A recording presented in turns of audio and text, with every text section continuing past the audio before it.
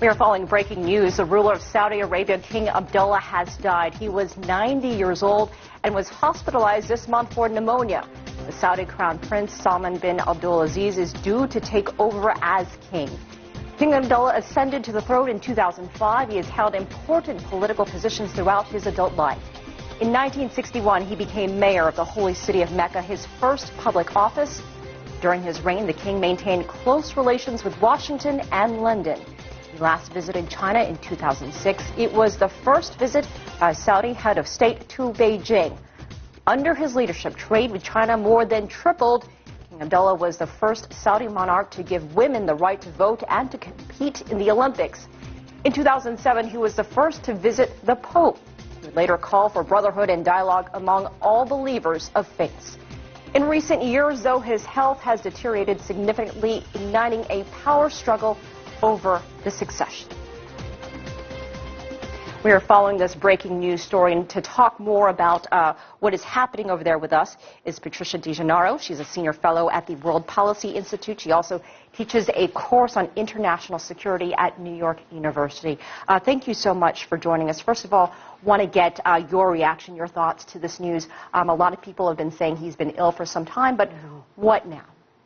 Yes, he has been ill for some time, and I think there's been a lot of talk about what's going to happen now in the kingdom. His successor is probably about 13 years his junior, so he's also not necessarily young.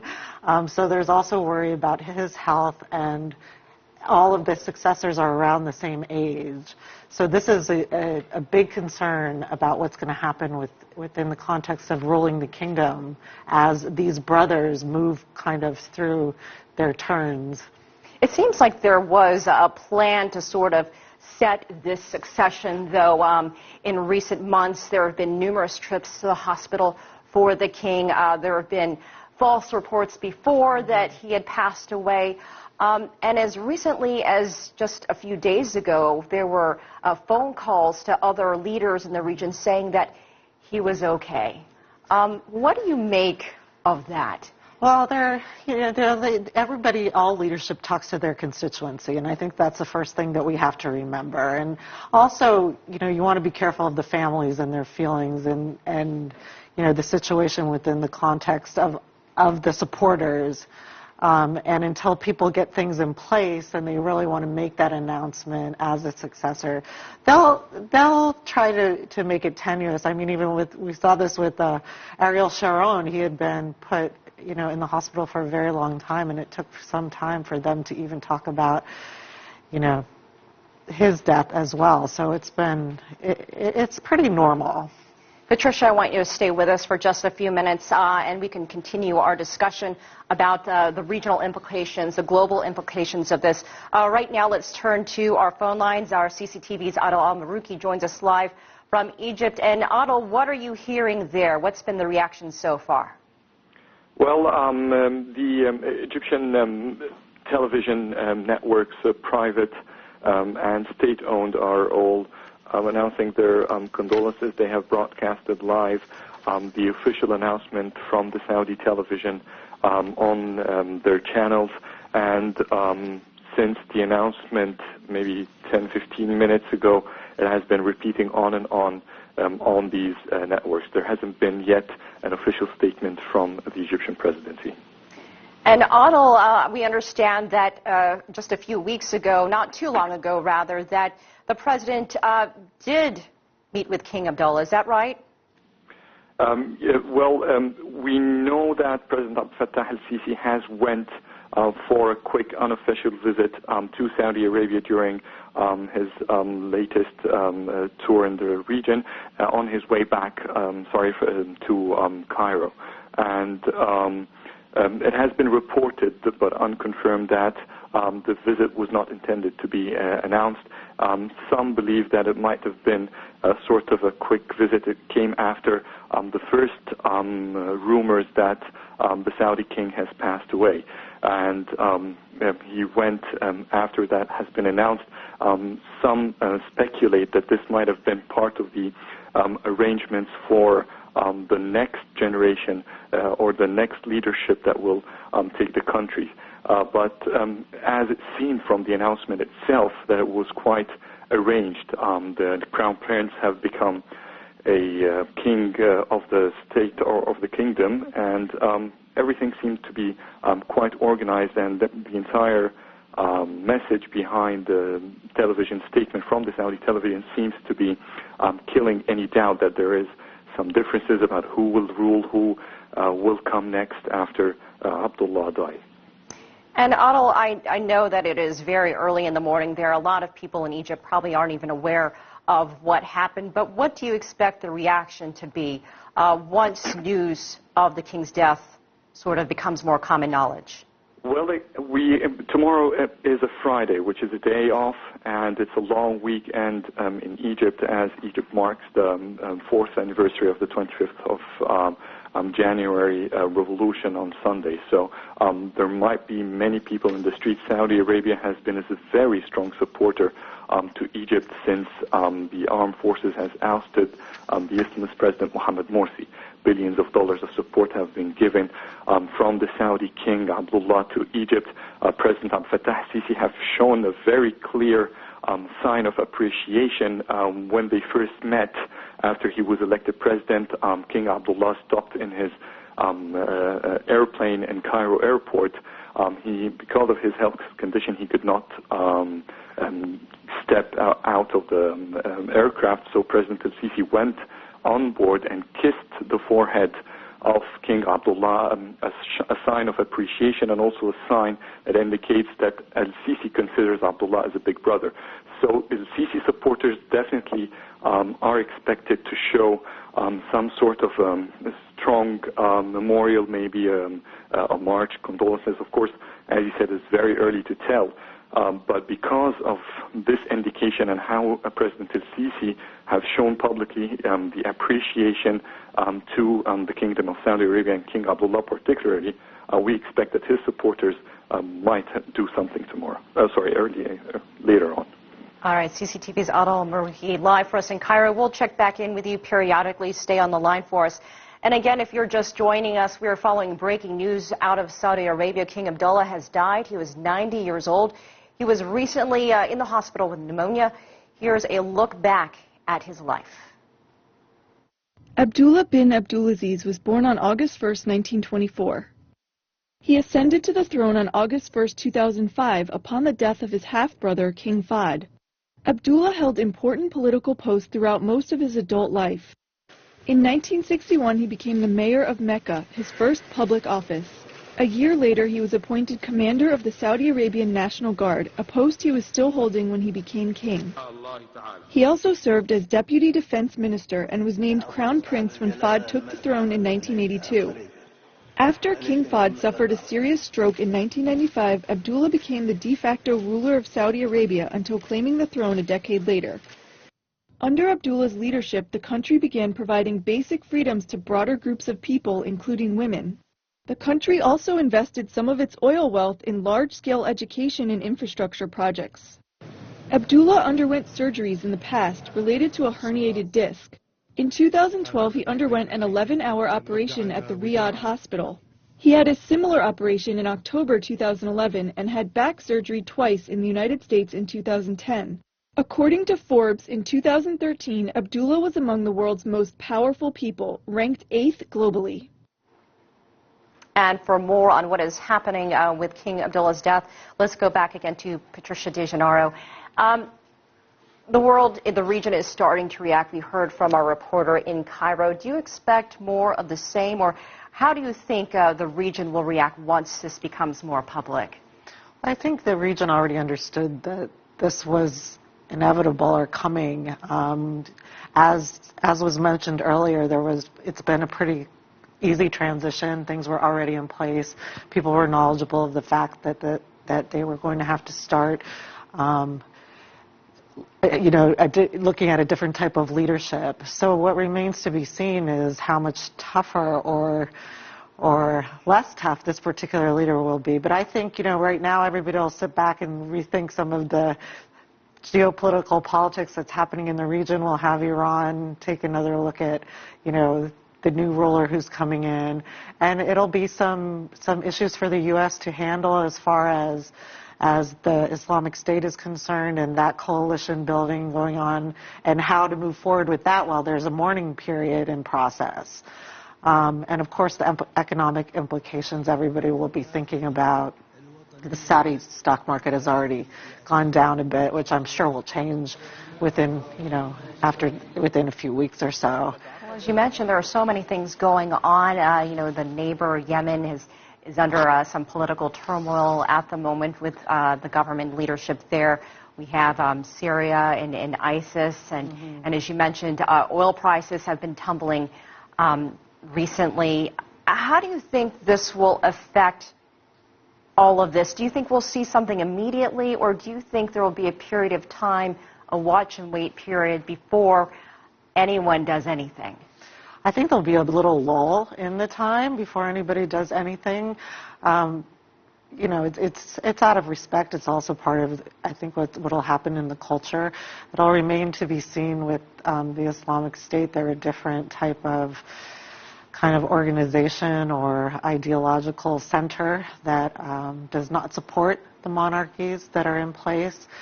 But I think you'll see a bit of a lull in the region, at least for a few days, until people can pay their respects. Well, let's hear a little bit more about King Abdullah's successor. As you mentioned, he has been sort of in place for quite some time now. King Abdullah's successor, of course, is his half-brother, Deputy Prime Minister, now was Crown Prince, now King Salman bin Abdulaziz, 79 years old. He's a former defense minister.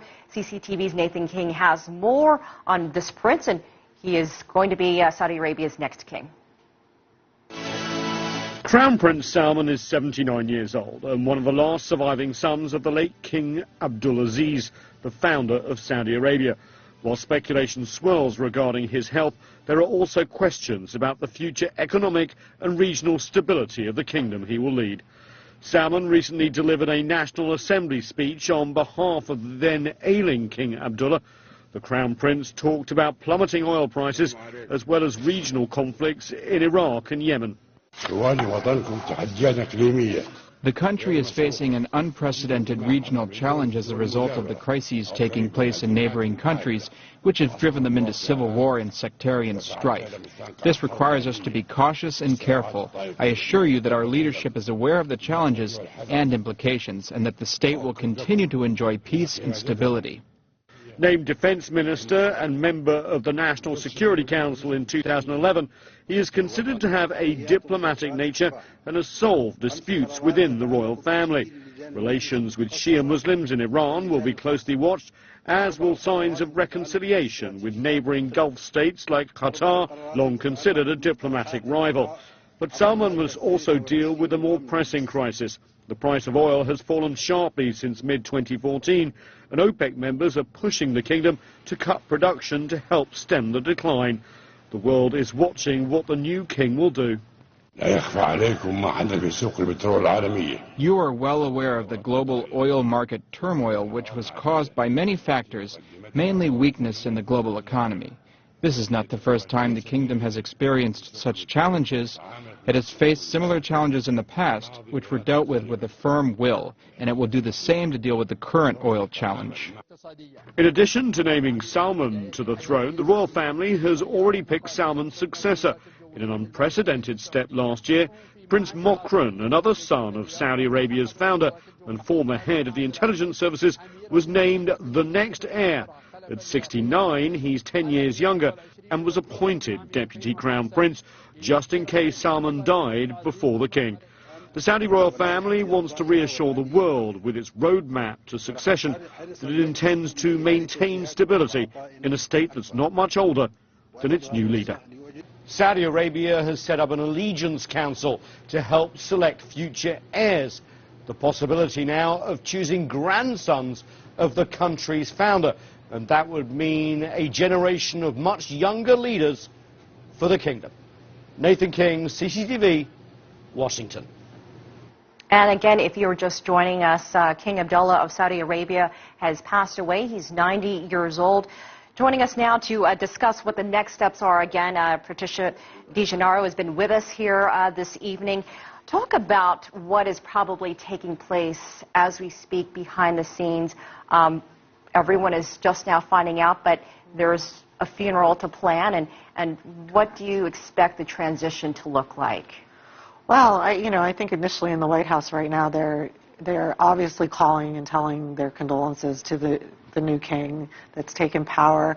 They'll offer any type of help or any type of assistance they can have, because of the regional and tenuous security there is there. After that, they'll have to decide. Normally in this situation, world leaders would visit for the services or go pay their respects. But due to the security situation, I think they'll be looking at that really closely. They'll be deciding in the State Department, if the president himself should go or the Secretary of State, and deciding how the security situation looks for that to make that happen. And there will be an ascension, I guess, to power for the Crown Prince to be king. That's also a process as well. Right, it is a process, but I think because of the incapacitation of the current King Abdullah, basically that the Crown Prince has been pretty much in the leadership position for some time now. And as we heard, there's also a successor to him put in place because of the age of a lot of the successors right now. And so I think it's a really, it probably will happen that Saudi Arabia and the councils will have to take a good look at how they can move forward with their leadership in order to keep the kingdom stable and in a good position, and the economy basically continuing to be strong and produce the oil. We are trying to get live pictures out of Saudi Arabia and state television. You're looking at some video here right now. Let's go back to CCTV's Adel Al-Marouki, who is joining us from Cairo. And Adel, you have been monitoring the situation there, the reaction to the news that King Abdullah has died. What can you tell us? Well, the reactions, like monitoring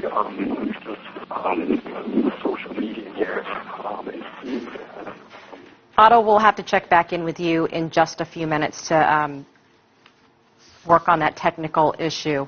Patricia, we were looking at some video from Saudi Arabia. It looks like, they made this announcement in the middle of the night. What does that indicate, that maybe they wouldn't wait till later on in the day, in the morning, when more people would be aware? Or do you think people there were waiting to hear something, or maybe word had trickled out? Well, there were various rumors beforehand that actually that had been denied, even up to probably about an hour or so ago. And so I think they really felt at this time they wanted to, make sure things were in place, make sure everybody was informed before they went public, because that would make, sense for any reigning leader and families, of course.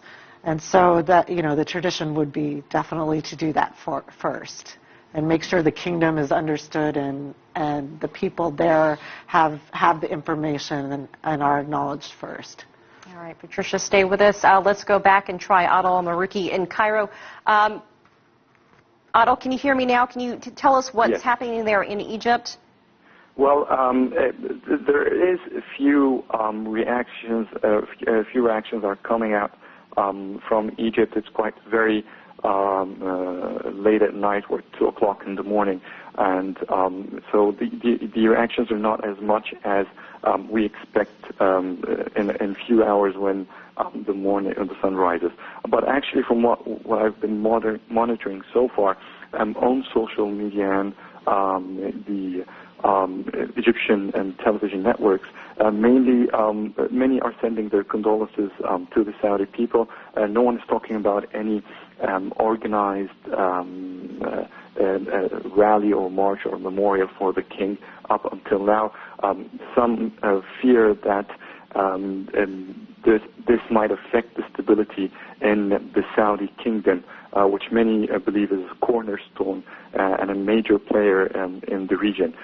But so many are monitoring what's going on, and they believe that the next few hours will have more reactions from inside the Saudi kingdom itself, which could indicate how this political change or this shift would affect the country and in turn, of course, the rest of the region. That is right. And Adil, I want you to stay with us. Patricia, I wanted you to react to what Adil is reporting out of Cairo. I mean, Saudi Arabia has been a huge influencer on the global stage, a very close ally of the United States and some other countries. Talk about the implications here, and are other countries worried? Or should anyone be worried by this? Well, because of the volatility in the region right now, I think we're all worried about what can transpire in any of these states at this time, basically because of the divisions and the secular divisions that are happening. I would go back to the fact that I think the Saudis have put people in place. They were expecting this. There probably will be volatility or some demonstrations. Not everyone is a fan of the monarchy, and there have been during, this whole time, as we've seen other incidences in the Middle East and the Gulf states. So they'll look out for that, and they'll be looking very closely and monitoring the streets and the areas. And again, I mean, maybe the thinking behind releasing the information at night was so that they could get into place and make sure that they have security under control and people where they need to have them before everyone gets up and starts reacting to the news and the situation. All right, King Abdullah, 90 years old, Saudi Arabia, passed away. Let's go ahead and take a look back at the king's life. Abdullah bin Abdulaziz was born on August 1, 1924. He ascended to the throne on August 1, 2005 upon the death of his half-brother, King Fahd. Abdullah held important political posts throughout most of his adult life. In 1961, he became the mayor of Mecca, his first public office. A year later, he was appointed commander of the Saudi Arabian National Guard, a post he was still holding when he became king. He also served as deputy defense minister and was named crown prince when Fahd took the throne in 1982. After King Fahd suffered a serious stroke in 1995, Abdullah became the de facto ruler of Saudi Arabia until claiming the throne a decade later. Under Abdullah's leadership, the country began providing basic freedoms to broader groups of people, including women. The country also invested some of its oil wealth in large-scale education and infrastructure projects. Abdullah underwent surgeries in the past related to a herniated disc. In 2012, he underwent an 11-hour operation at the Riyadh hospital. He had a similar operation in October 2011 and had back surgery twice in the United States in 2010. According to Forbes, in 2013, Abdullah was among the world's most powerful people, ranked 8th globally. Now we want to take a look at the person succeeding King Abdullah. Here is Nathan King with a look at the Crown Prince. Crown Prince Salman is 79 years old and one of the last surviving sons of the late King Abdulaziz, the founder of Saudi Arabia. While speculation swirls regarding his health, there are also questions about the future economic and regional stability of the kingdom he will lead. Salman recently delivered a National Assembly speech on behalf of the then ailing King Abdullah. The Crown Prince talked about plummeting oil prices as well as regional conflicts in Iraq and Yemen. The country is facing an unprecedented regional challenge as a result of the crises taking place in neighboring countries, which have driven them into civil war and sectarian strife. This requires us to be cautious and careful. I assure you that our leadership is aware of the challenges and implications, and that the state will continue to enjoy peace and stability. Named Defence Minister and member of the National Security Council in 2011, he is considered to have a diplomatic nature and has solved disputes within the royal family. Relations with Shia Muslims in Iran will be closely watched, as will signs of reconciliation with neighbouring Gulf states like Qatar, long considered a diplomatic rival. But Salman must also deal with a more pressing crisis. The price of oil has fallen sharply since mid-2014, and OPEC members are pushing the kingdom to cut production to help stem the decline. The world is watching what the new king will do. You are well aware of the global oil market turmoil, which was caused by many factors, mainly weakness in the global economy. This is not the first time the kingdom has experienced such challenges. It has faced similar challenges in the past, which were dealt with a firm will, and it will do the same to deal with the current oil challenge. In addition to naming Salman to the throne, the royal family has already picked Salman's successor. In an unprecedented step last year, Prince Mokrun, another son of Saudi Arabia's founder and former head of the intelligence services, was named the next heir. At 69, he's 10 years younger and was appointed deputy crown prince just in case Salman died before the king. The Saudi royal family wants to reassure the world with its roadmap to succession that it intends to maintain stability in a state that's not much older than its new leader. Saudi Arabia has set up an allegiance council to help select future heirs. The possibility now of choosing grandsons of the country's founder, and that would mean a generation of much younger leaders for the kingdom. Nathan King, CCTV, Washington. And Patricia DeGennaro has been joining us on the set to discuss the death of King Abdullah. I've been monitoring social media. There's not a whole lot from any official sources right now about the death, just a lot of news agencies reporting what happened. I checked the Saudi embassy to the U.S., nothing there yet. So it seems like the world is still a bit slow to respond. Right. As we discussed, it's in the middle of the night, and you know, they decided to make the announcement at that time. You know, perhaps they had some reason for doing that. It'll take everybody a while to catch up because it is 2 in the morning there, and you know, a lot of the people on the ground there are not quite awake, and if they are, they're trying to catch up and get statements from people. And I'm sure we'll hear a lot within the next, you know, half an hour, hour or so from the journalists on the ground and people who can get a response or, you know, or some kind of statement, right, especially from our president and also from the Saudis themselves. It'll be interesting to see if there are any economic implications as well, what the world markets will do as, you know, Asia opens up here in just a little bit, what kind of effect the news will have there. Just a quick recap of what happened, and we'll continue to follow the story. The ruler of Saudi Arabia, King Abdullah, has died at the age of 90 years old. The Saudi Crown Prince Salman Abdullah Aziz is now the king. The king was hospitalized this month for pneumonia, so he had not been doing well. But just a little bit of background on him. He ascended the throne in 2005. He held a lot of important political positions throughout his adult life. 1961, he became the mayor of the holy city of Mecca. We'll continue to follow this story here on CCTV, and so stay with us here in the next few minutes.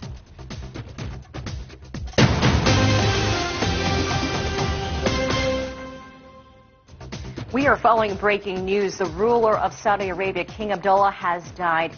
He was 90 years old and was hospitalized this month for pneumonia. The Saudi Crown Prince Salman bin Abdulaziz is due to take over as king. King Abdullah ascended the throne in 2005.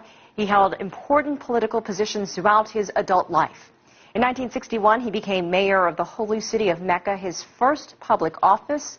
During his reign, the king maintained close relations with Washington and London. He visited China back in 2006. It was the first visit by a Saudi head of state to Beijing. Under his leadership, trade with China more than tripled. King Abdullah was the first Saudi monarch to give women the right to vote and to compete in the Olympics. In 2007, he was the first to visit the Pope. He would later call for brotherhood and dialogue among all believers of all faiths. In recent years, though, his health has gone down significantly, igniting a power struggle over the succession. For some reaction around the world, let's go live to CCTV's Adil Al-Maruki. He joins us now from Cairo. Adil, give us the latest from there. I know it's in the middle of the night, but there is some reaction starting to pour in. Yes, exactly. We have a condolences statement from the Secretary General of the Arab League, Nabil Al-Arabi, where he has been sending his condolences to the Saudi people and to the Crown Prince Salman in the death of King Abdullah. He will be heading to Riyadh to attend the burial and then the funeral that will follow on Friday evening at local time in Saudi Arabia. Also, we've learned from the state's online newspaper, Al-Ahram, that President Abdel Fattah al-Sisi has cut his trip to Davis short. He was attending the World Economic Forum, and he is currently preparing to leave and go directly to Riyadh to attend the burial and the funeral proceedings. Adil, you had mentioned this earlier, but what do you can you talk about the reaction of the Egyptian people as they learn of the king's death? Well, yes, there have been concerns for quite a time about the political transition in Saudi Arabia and what will happen there. The region has been tensed and crises have been surrounding and just dragging down several Arab states. Saudi Arabia has been one of the more or less stable countries, but there have been some signs of minor protests. Shiites in Yemen and Bahrain have tried to protest. Of course, in Yemen is a different case, but in Bahrain particularly, whenever there has been a rise in Shia uprising or protest, the kingdom has intervened. So it's quite complex, and many look at Saudi Arabia as the country that has the holy sites, Mecca and the Islamic Cube, and also the hometown of Prophet Muhammad. So regardless to politics, many want to see Saudi Arabia stable, and any signs that there might be tension or there might be any change in that regular or used to see stability, many get concerned over the religious sites particularly. So this is still a concern. Many are waiting to see what reactions will come from the kingdom itself. Has been reported for quite a time that there have been some negotiations within the royal family itself about who will become the next crown prince. It is, of course, not an issue for Prince Salman to become king, but it's his successor that has been quite a debate. And now that the crown prince, the new crown prince, has been named, so it seems so far that things are going on in a stable direction, but for how long, and will this be the end for the transition? This is what we'll have to wait and see.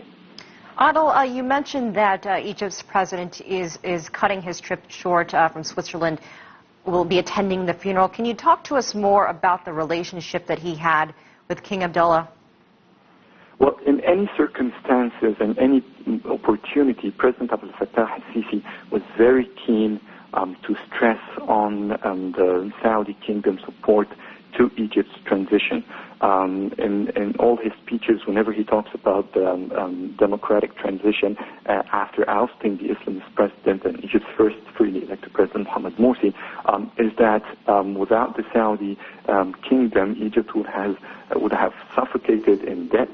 And Egypt's economy has been quite tarnished since the 2011 General Revolution, and it was running out of foreign currency and cash reserve. So the country was in serious shortage in, for example, in power and petroleum products and natural gas and gasoline. So you name it, everything was going to lead the country into more deterioration. And the Saudi kingdom has not just given Egypt billions of dollars cash in aid, but it has also flooded billions of dollars in investments in the country. It has provided Egypt with petroleum products. Some of them were completely in form of aid. And that's how strong President Sisi has been seeing this support, particularly that it was not when Saudi Arabia took this initiative, countries like Bahrain, like Kuwait, like UAE, the United Arab Emirates, they all follow Saudi Arabia as it's considered the leader of the Gulf states, the GCC countries, the oil-rich countries that Egypt depends on whenever there is a crisis. Adil Al-Marouki live for us in Cairo. We'll continue to follow the story out of there. Thanks for being with us. Let's get some final thoughts now from Patricia DeGennaro, who's been with us throughout this breaking news situation. Just some final thoughts. We have about a minute and a half left. Well, I know there's a lot of speculation and there's a lot of unrest in the region, and I think right now the Saudis have things in place.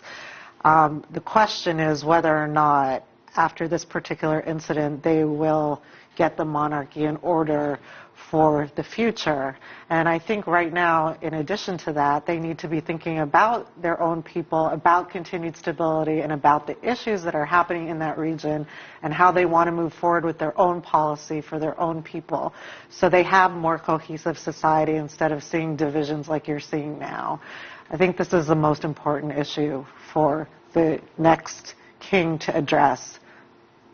A lot of eyes will be watching the region to see what takes place, but as you mentioned a little bit earlier, that it looks like there will be some lag times, a mourning period, if you will, as this news becomes more public, as the world reacts to all of this. Patricia, what are the first signs that maybe some other world leaders outside the region will look for? Will they be waiting for word or some official declarations, perhaps, from the monarchy once that gets set? In that area, the leaders are, they're very in contact. I'm sure you'll see King Abdullah from Jordan going there as well. I think the volatility and the secularism is going to continue right now. That's not going to change too much. As far as the stability in the kingdom, I think that it's been questioned for a long time whether or not the monarchy is really going to survive through the next generation. But, that remains to be seen again on how they put policies in place for their people, including all people in the future, and setting a good precedent for the Gulf as a whole. And I think, being open to a different type of relationship with Iran will help that and help the region as a whole. All right, for those of you just joining us, King Abdullah of Saudi Arabia has passed away. Let's take a look now back at his life.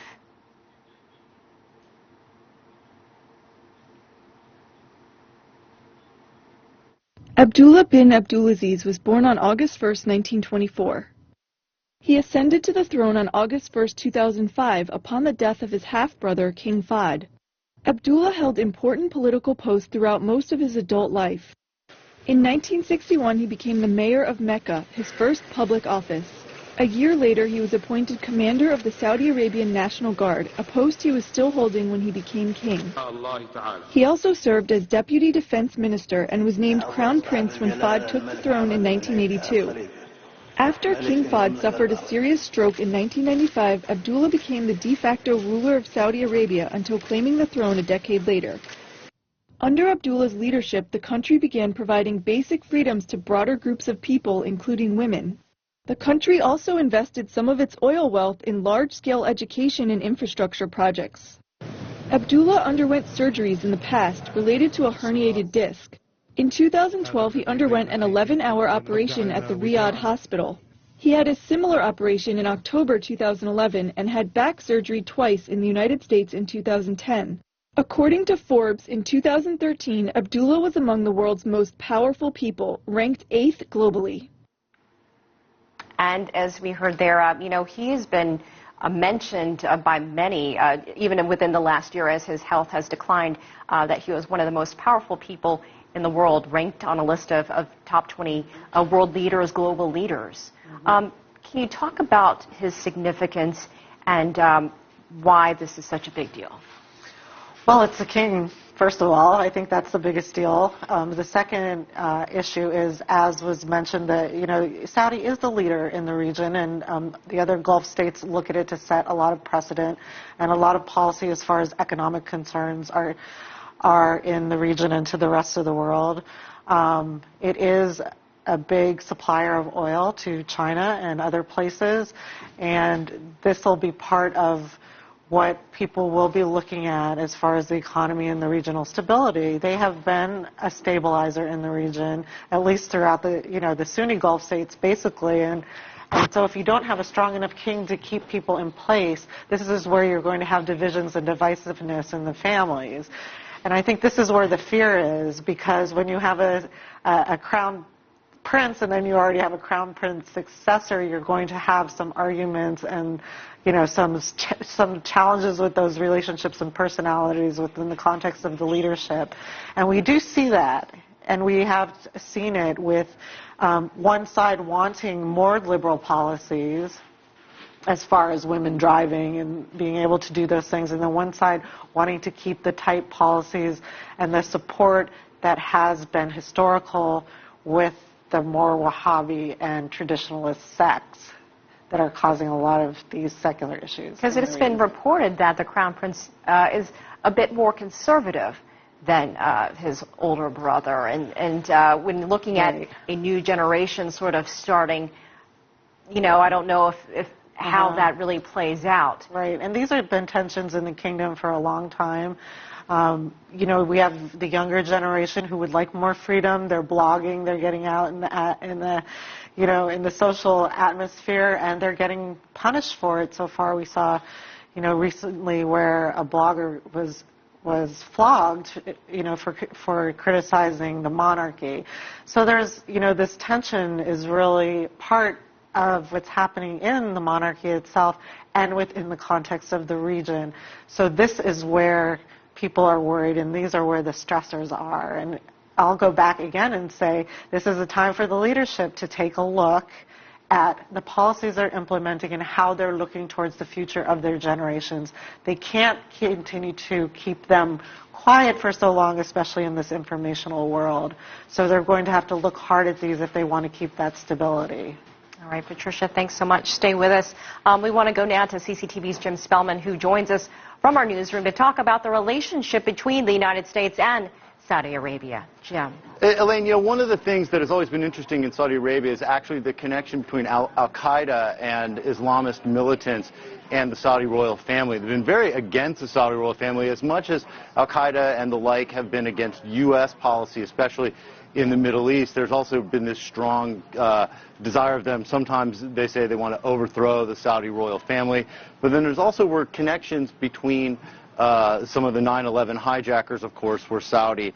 And in the mid-2000s, 2003, 2004, 2005, and sort of ending in 2006, there was an extremely active Al-Qaeda branch in Saudi Arabia that was called Al-Qaeda in the Arabian Peninsula, and they launched many, many very aggressive domestic terror attacks there within Saudi Arabia. They also were very active at promoting this kind of propaganda material, mostly in Arabic, but we now see a group that has used that same name in Yemen, Al-Qaeda in the Arabian Peninsula, very active again now with a lot of that media, a lot of social media, and a lot of creating these magazines and videos and the like. Now they're in many languages, reaching out around the world. But King Abdullah was known for leading this crackdown on those domestic Al-Qaeda groups, again in that mid-2000 era, and really eliminating essentially those attacks in Saudi Arabia, at least for a while, Elaine.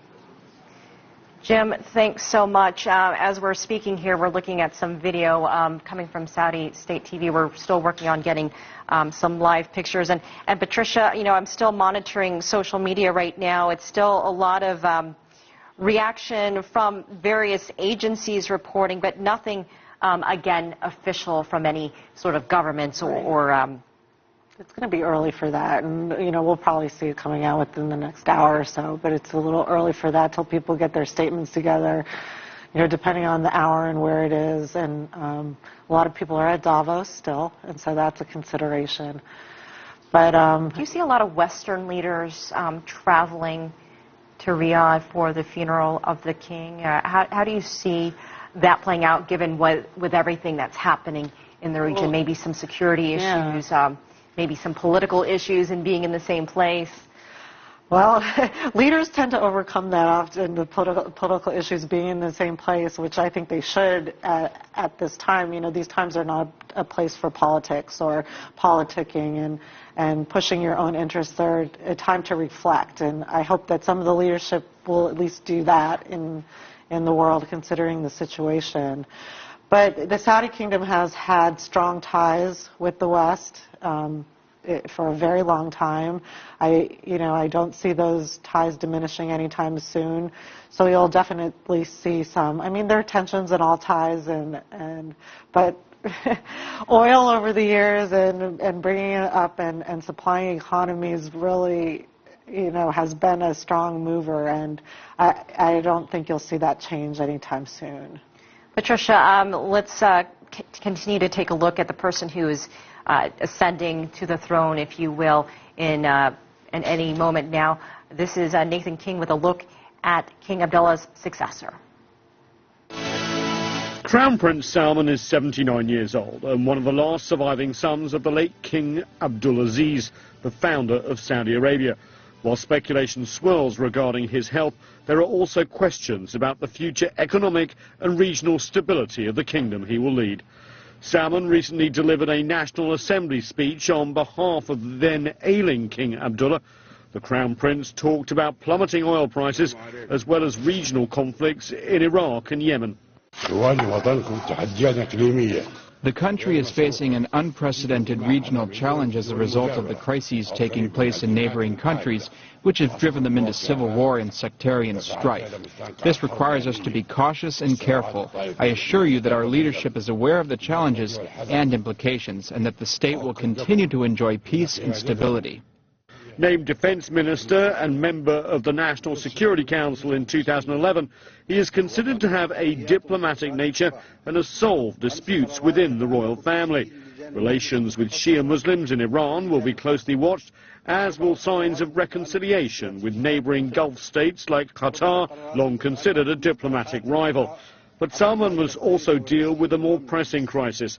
The price of oil has fallen sharply since mid-2014, and OPEC members are pushing the kingdom to cut production to help stem the decline. The world is watching what the new king will do. You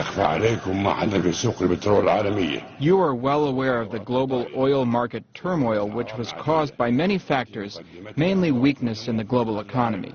This is not the first time the kingdom has experienced such challenges. It has faced similar challenges in the past, which were dealt with a firm will, and it will do the same to deal with the current oil challenge. In addition to naming Salman to the throne, the royal family has already picked Salman's successor. In an unprecedented step last year, Prince Mokrun, another son of Saudi Arabia's founder and former head of the intelligence services, was named the next heir. At 69, he's 10 years younger and was appointed Deputy Crown Prince just in case Salman died before the king. The Saudi royal family wants to reassure the world with its roadmap to succession that it intends to maintain stability in a state that's not much older than its new leader.